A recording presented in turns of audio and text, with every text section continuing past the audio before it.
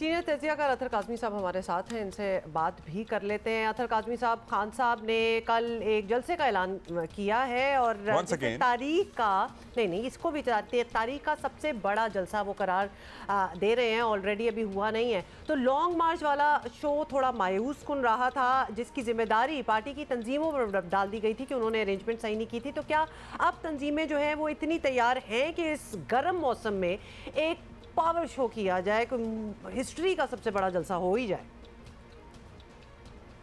देखिए, जहाँ तक इमरान खान के जलसों का ताल्लुक है, उसमें तंजीमों का ज्यादा किरदार नहीं रहा, क्योंकि इमरान खान के जलसे जो हैं वो रवायती जलसे नहीं होते कि आप बसें भेजेंगे, वैगने भेजेंगे या कोई अपने इलाके से हर एमपीए बंदे लेके आएगा। वैसे जलसे इमरान खान नहीं करते। इमरान खान के जलसों में पूरे मुल्क में मैंने उनके जलसे कवर किए, आम लोग आते हैं, आम शहरी आते हैं, फैमिलीज आती हैं, एक डिफरेंट क्राउड आता है। अगर आप हालिया अपनी सियासत की तारीख देख लें, इमरान खान ने आपका पॉलिटिकल कल्चर बिल्कुल तब्दील करके रख दिया है, जहां पे आपको फीमेल पार्टिसिपेशन नजर आती है, फैमिलीज नजर आती हैं। तो जहां तक ये ताल्लुक है कि कल उनके जलसे में लोग आएंगे या नहीं आएंगे, मेरे ख्याल में उनके जलसे में लोग बड़ी तादाद में आएंगे, क्योंकि ये ट्रैक रिकॉर्ड है। गुज़िश्ता 2-3 माह के दौरान आप देख लें, उन्होंने जो भी जलसा किया है उसमें बड़ी तादाद में लोग आए थे। अब लॉन्ग मार्च का जो ताल्लुक है, वहां पे हुआ ये कि जब रियासत पूरी खड़ी हो जाए, आपके सामने रोड्स ब्लॉक कर दे, रात को आधी रात को लोगों के घरों पे छापे मारे जाएं, तो फिर तो आवाम का बाहर निकला मुश्किल हो जाता है। तो वो एक डिफरेंट सिनारियो था। इस सिनारियो में मुझे पता है और मैं बिल्कुल ये कॉन्फिडेंटली कह सकता हूँ कि लोग बड़ी तादाद में उसमें शिरकत करें।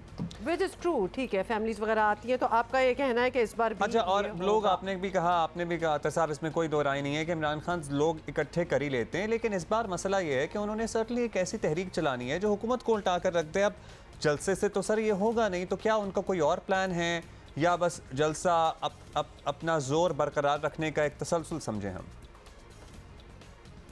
देखिए, जहाँ तक ये ताल्लुक है कि हुकूमत को किस तरह ख़त्म करेंगे, बंदे तो आपने भी कहा कि हाँ वो इकट्ठे कर लेते हैं। हुकूमत ख़त्म कर सकते हैं वो प्रेशर डाल के, अवामी दबाव डलेगा तो हुकूमत ख़त्म होगी। इस हुकूमत में फ़र्क ये है माजी की दीगर हुकूमतों से, जैसे नवाज शरीफ साहब की हुकूमत के खिलाफ भी उन्होंने एक धरना दिया जो 126 दिन जारी रहा। वो हुकूमत पॉपुलर वोट लेके आई हुई थी। ये हुकूमत रात की तारीकी में बनी, जिस तरीके से बनी, जो इसकी लेजिटिमेसी है वो हमारे सामने है। जब ये हुकूमत आई, ये कहती हम कोई फैसले नहीं करेंगे जब तक ताकतवर हल्के हमें जो है ग्रीन लाइट नहीं दिखाएंगे या हमारे हाथ नहीं खोलेंगे। तो इस हुकूमत की लेजिटिमेसी उस तरह नहीं है। तो इस हुकूमत के ऊपर वैसे भी दबाव है। तो वो इमरान खान की कोशिश ये है कि इनके ऊपर अवामी दबाव डाला जाए और इनको मजबूर किया जाए कि ये इलेक्शंस की तरफ जाएं। बाकी आप इमरान खान हो जाए या कोई भी दीगर सियासी जमात हो जाए, वो बंदूक के जोर के ऊपर तो किसी की हुकूमत खत्म नहीं कर सकते। एक अवामी दबाव ही डाला जा सकता है जमहूरियत के अंदर। और वैसे भी अब इलेक्शन के करीब हैं अब, तो हो सकता है कि वो इतना दबाव डाल दें और हुकूमत ये फैसला करे कि हम जल्दी इलेक्शंस में चले जाएं। लेकिन मुझे लगता नहीं है, क्योंकि ये जो मौजूदा हुकूमत है इसको इस्टेब्लिशमेंट की मुकम्मल हमायत हासिल है, इसलिए कि ये खड़ी सिर्फ और सिर्फ इस्टेब्लिशमेंट की बैसाखियों के ऊपर है। तो मुझे नहीं लगता कि इतनी जल्दी ये हुकूमत गिरेगी। अच्छा, अब अतर काज़मी साहब, देखना ये है कि खान साहब अपनी तकरीर में क्या कहते हैं। अब आजकल उन्होंने साजिश वाले बयानिए के साथ महंगाई और मईशत वगैरह की तबाही का बयानिया जो है उसको भी मिक्स कर दिया है। तो इस तरह क्या आपको लगता है कि उनका जो वोटर है, उनका जो फॉलोअर है, वो कंफ्यूज होगा या फिर यही बेहतर स्ट्रेटजी है?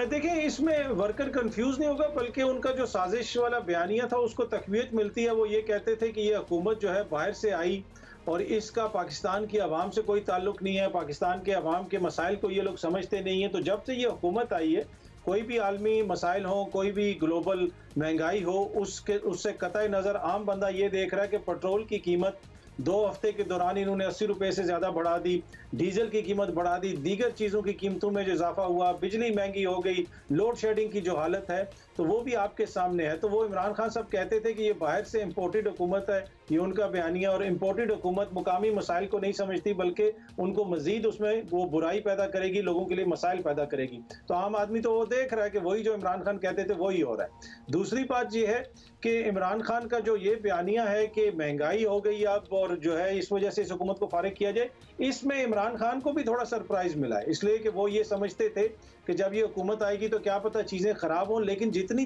तेज़ी से चीज़ें ख़राब हुई हैं इसका इदराक उनको भी नहीं था। और यही वजह है कि अब वो ये समझते हैं कि कि ये जो सारे फैसले हैं और जिस तरीके से महंगाई हो रही है, हुकूमत अपने बोझ तले ही बैठ जाएगी। इस वजह से आप इन दोनों बयानियों को साथ लेके चलें जी।